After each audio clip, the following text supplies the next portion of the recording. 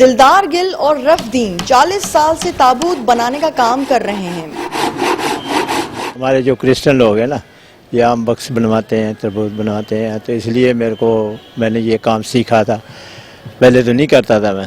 یہ تو پہلے میرے والد صاحب کرتے تھے کام، وہ گاؤں میں بناتے تھے، پھر ان سے میں نے سیکھا، وہ کرنا شروع میں نے کر دیا۔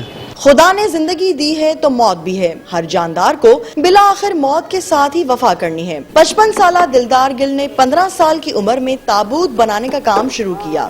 اس کا کہنا ہے کہ ایک دن میں یہ 2 سے 4 تابوت بنا لیتا ہے، جبکہ اسے یہ کام کرنے میں کوئی ڈر یا خوف محسوس نہیں ہوتا۔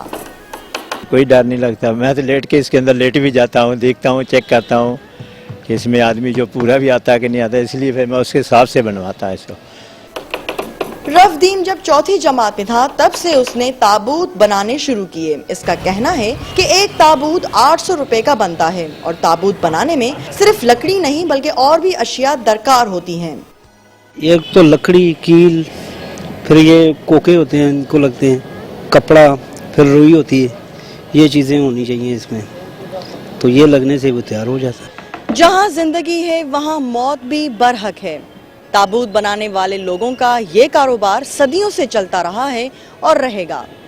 کیمرامین ریاض سمرو کے ساتھ نومیتا گل، ARY نیوز، سکھر۔